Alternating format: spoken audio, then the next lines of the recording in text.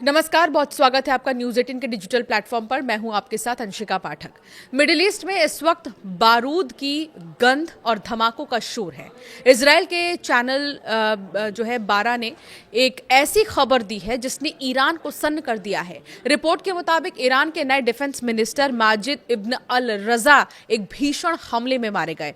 उन्हें एक दिन पहले ही ये पद सौंपा गया था। ये हमला तब हुआ जब अमेरिका और इजराइल ने मिलकर ईरान के कई रणनीतिक ठिकानों पर एयर स्ट्राइक की। इस हमले में न सिर्फ रक्षा मंत्री बल्कि रेवोल्यूशनरी गार्ड्स के कमांडर मोहम्मद पाकपुर के भी मारे जाने की खबर है। तेहरान समेत कई शहरों में आसमान से आग बरस रही है। हालांकि ईरान ने अभी तक अपने टॉप लीडर्स की मौत पर चुप्पी साधी हुई है, लेकिन ग्राउंड जीरो से आ रही खबरें कुछ और ही कहानी बयां कर रही हैं।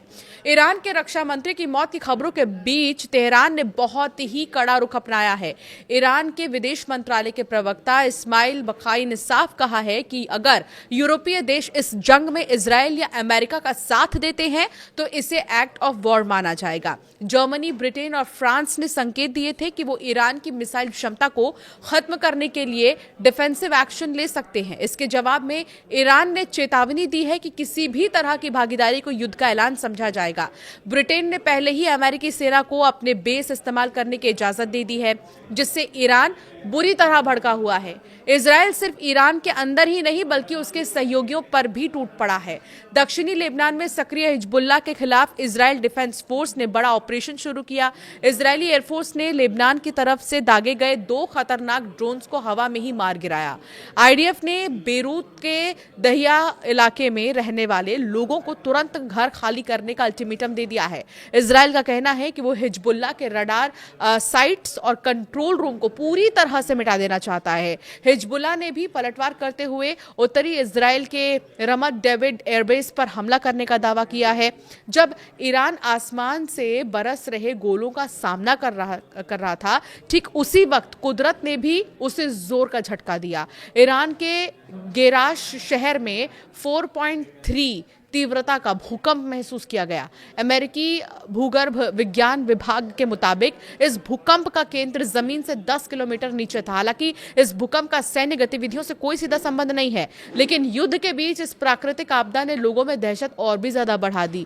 ईरान पहले से ही भूकंप के लिहाज से संवेदनशील क्षेत्र आता है और 1990 जैसी तबाही की यादें आज भी यहाँ के लोगों को डराती रहती हैं। अमेरिका के उपराष्ट्रपति जेडी वेंस ने साफ किया है कि राष्ट्रपति डोनाल्ड ट्रंप का इरादा किसी लंबे युद्ध का नहीं है। ट्रंप प्रशासन का एकमात्र स्पष्ट लक्ष्य ईरान को परमाणु हथियार बनाने से रोकना है। वेंस ने बताया है कि ईरान शांतिपूर्ण उद्देश्यों के नाम पर 70 फीट नीचे यूरेनियम संवर्धन कर रहा है, जो केवल परमाणु बॉम्ब बनाने के लिए ही इस्तेमाल हो सकता है। अमेरिका ने साफ कर दिया है कि उनके पास ऑपरेशन मिडनाइट हैमर जैसे कई विकल्प मौजूद हैं। ट्रंप चाहते हैं कि ईरान को भविष्य में कभी भी परमाणु शक्ति बनने से रोका जाए, चाहे इसके लिए कितने भी कड़े कदम क्यों ना उठाना पड़े। ईरान में हमलों के बाद पहली बार अमेरिका के राष्ट्रपति ने अपने संबोधन में ईरान का जिक्र किया। उन्होंने ईरान पर हमलों की जानकारी देते हुए बताया कि ईरान का परमाणु हथियार सिर्फ मिडिल ईस्ट नहीं बल्कि अमेरिका के लिए भी खतरा था। हमने इस हमले से इस खतरे को खत्म किया है। हमने ईरान के सैकड़ों ठिकानों को खत्म किया और इस खतरे को कागज पर नहीं, हमेशा के लिए खत्म किया गया है। आपकी राय क्या है इस युद्ध पर? हमें जरूर कमेंट कर बताएं।